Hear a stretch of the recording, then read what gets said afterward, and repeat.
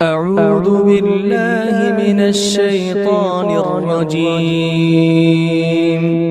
بسم الله الرحمن الرحيم.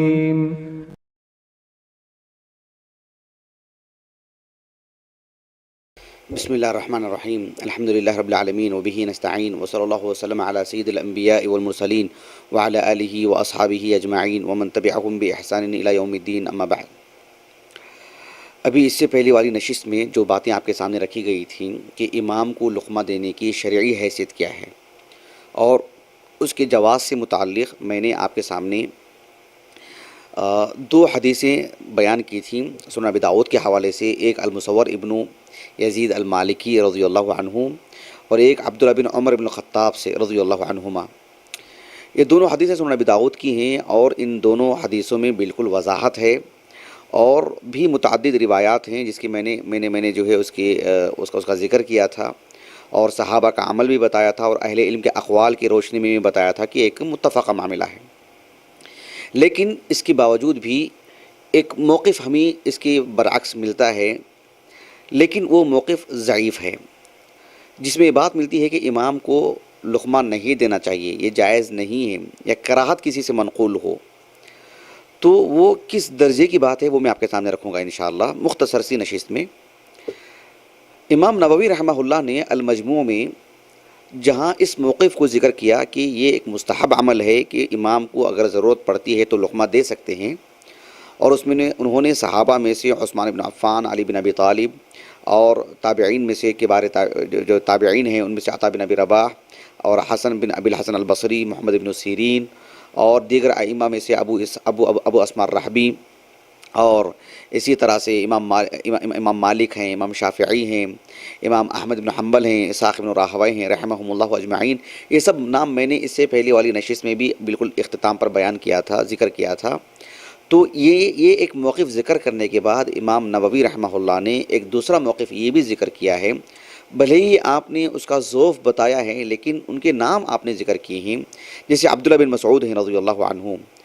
امام طبرانی رحمہ اللہ کے المعجم الکبیر اس میں آپ کا یہ اثر ملتا ہے جس میں انہوں نے ایک کراہت بیان کی ہے، اور مجمع الزوائد میں نور الدین الہیثمی رحمہ اللہ، معروف محدث، معروف عالم دین، آپ نے اس کے رجال کو رجالہ ثقات ایسے آپ نے لکھا ہے، بھلے ہی اس اسلوب اور اس تعبیر سے اس پوری سند پر صحت کا حکم نہیں لگایا جا سکتا، تاہم آپ نے ایسا کہا ہے۔ تو عبداللہ بن مسعود رضی اللہ عنہ ایک تو آپ سے اس کی کراہت منقول ہے اس روایت کی بنیاد پر، اسی طرح سے ایک معروف قاضی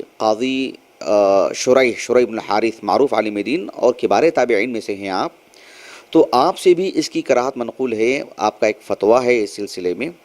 اور اسی طرح سے سفیان ابن سعید الثوری، معروف عالم دین علماء کوفہ میں سے، قاضی شریح بھی کوفہ میں رہا کرتے تھے، اور عامر ابن شراحیل الشعبی رحمہ اللہ وہ بھی علماء کوفہ میں سے ہیں، تو گویا کہ ایک یہ جو سلسلہ ہے سب علماء کوفہ میں سے ہیں، اور امام ابو حنیفہ رحمہ اللہ کے ایک خاص شاگرد محمد بن الحسن رحمہ اللہ، ان سے بھی کراہت منقول ہے۔ تو گویا کہ ایک خاص علاقائی اعتبار سے کچھ اہل علم کے ہمیں فتاوے ملتے ہیں جس میں امام کو لقمہ دینے کی کراہت ہمیں ملتی ہے، لیکن کیا یہ بات درست ہے کہ واقعتاً کراہت ہے، مطلب جواز والی بات نہیں ہے، کیا اس کی مشروعیت نہیں ہے؟ یہ تو بالکل درست بات نہیں ہے، کیونکہ اس کا مشروع ہونا ہم نے اس سے پہلی والی نشست میں صحیح احادیث اور صحابہ کے عمل سے ہم نے آپ کے سامنے رکھا ہے، اور اہل علم کا متفقہ معاملہ بھی رکھا ہے، اور حافظ ابن عبد البر رحمہ اللہ نے کہا کہ وَلَيْسَ لَهُ مُخَالِفٌ مِّنَ الصَّحَابَہ، کتنی بڑی بات ہے کہ صحابہ میں سے کوئی اس کی مخالف نہیں ہے، اس کے باوجود بھی یہ ایک موقف ہمیں ملتا ہے، تو یہ موقف درست نہیں ہے، اس لیے کہ یہ جو موقف جن روایات پر قائم ہے وہ ضعیف روایات ہیں۔ حافظ ابن حزم رحمہ اللہ نے تو المحلہ میں اتنا زور دے کر کے اس بات کو لکھا کہ امام کو لقمہ دے ہی نہیں سکتے ہیں، سوائے سورۃ الفاتحہ میں اگر کوئی غلطی ہو جاتی ہے تو وہاں کچھ چوک ہوتی ہے تو وہاں دے سکتے ہیں، اس کے علاوہ کہیں اور نہیں۔ امام سے چوک ہوتی ہے تو امام یا تو دوسری سورت پڑھ لے گا یا پھر وہ رکوع کر دے گا، ینتقل الی آیت اخری او یرکع، ایسے آپ نے لکھا ہے کہ امام سے اگر چوک ہوتی ہے تو یا تو وہ دوسری آیت کی طرف منتقل ہو جائے، دوسرے سورے کی طرف، وہاں سے پڑھ لے، یا پھر وہ رکوع ہی کر لے، لیکن جو ہے کوئی ان کو لقمہ نہیں دے سکتے ہیں سوائے سورۃ الفاتحہ کے۔ ایسے حافظ ابن حزم نے رحمہ اللہ یہ بات آپ نے لکھی ہے، لیکن یہ بات کسی طور پر بھی درست نہیں ہے، اس لیے کہ یہ سب آراء الرجال ہیں۔ ہمارے سامنے نبی کریم صلی اللہ علیہ وسلم کا عمل موجود ہے،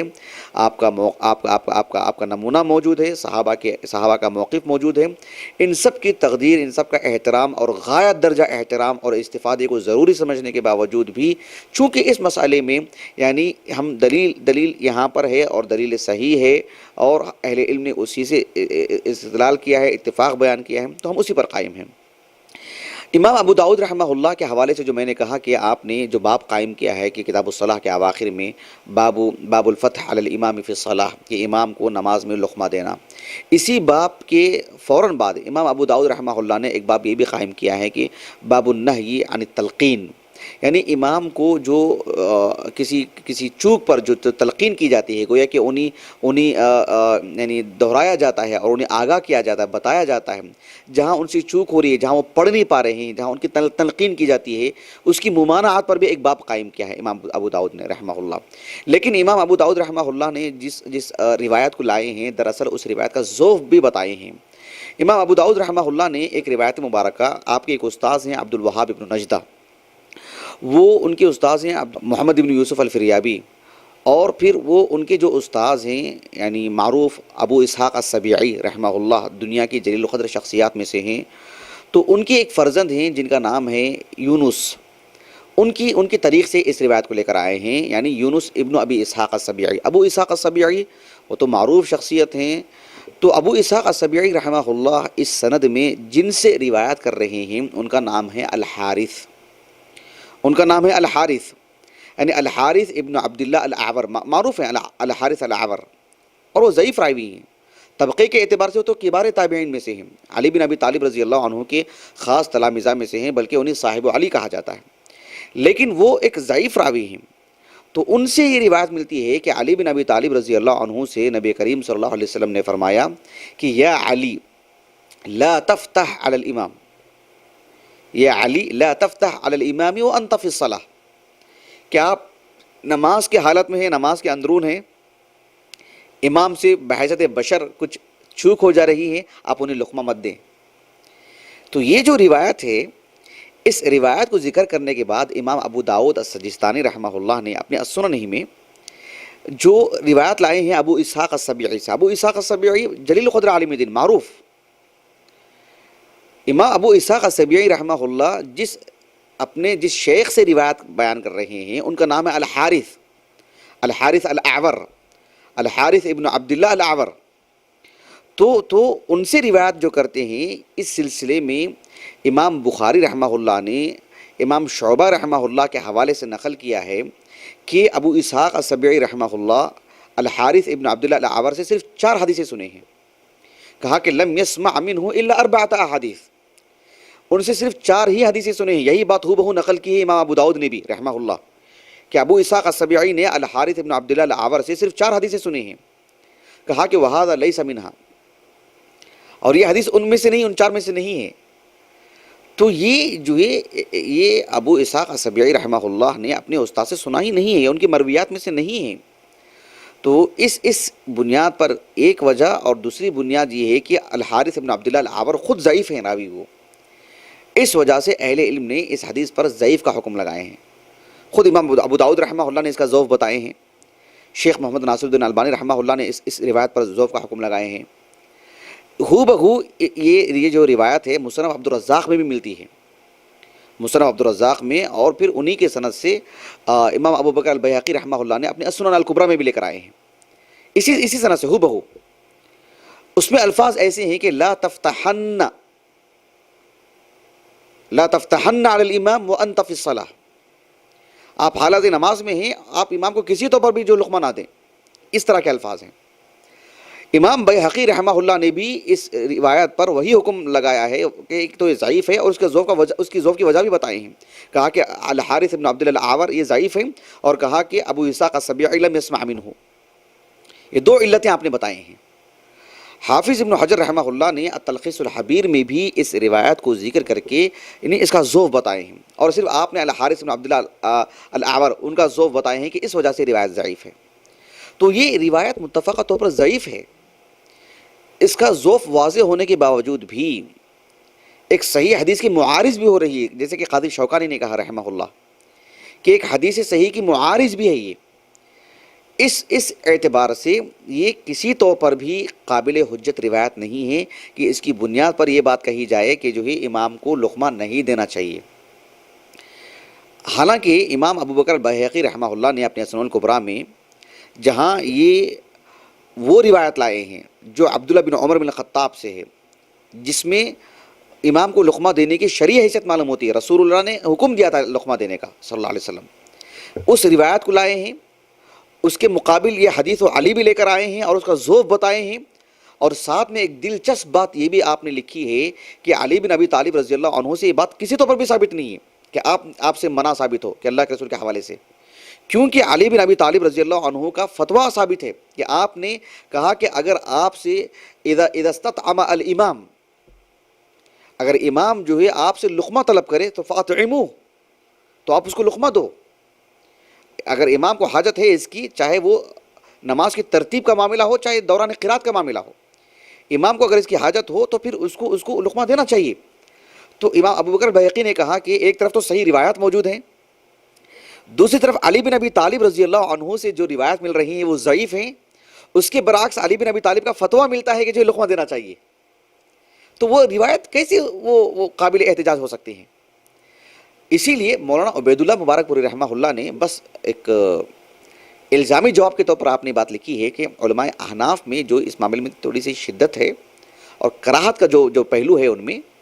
کہا کہ یہ اس لحاظ سے بھی درست نہیں ہے کہ ایک تو صحیح روایت کی معارض روایات ہیں، ساتھ میں علی بن ابی طالب رضی اللہ عنہ سے ملنے والی جو روایت ہے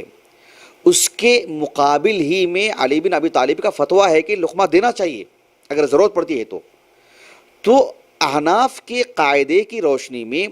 ایک صحابی سے ایک روایت مل رہی ہے اور اس روایت کے مخالف اسی صحابی کا فتویٰ مل رہا ہے، تو پھر وہ روایت منسوخ مانی جائے گی احناف کے قاعدے کی روشنی میں۔ تو کہا کہ احناف کو اس معاملے میں بھی اس روایت کو منسوخ سمجھنا چاہیے۔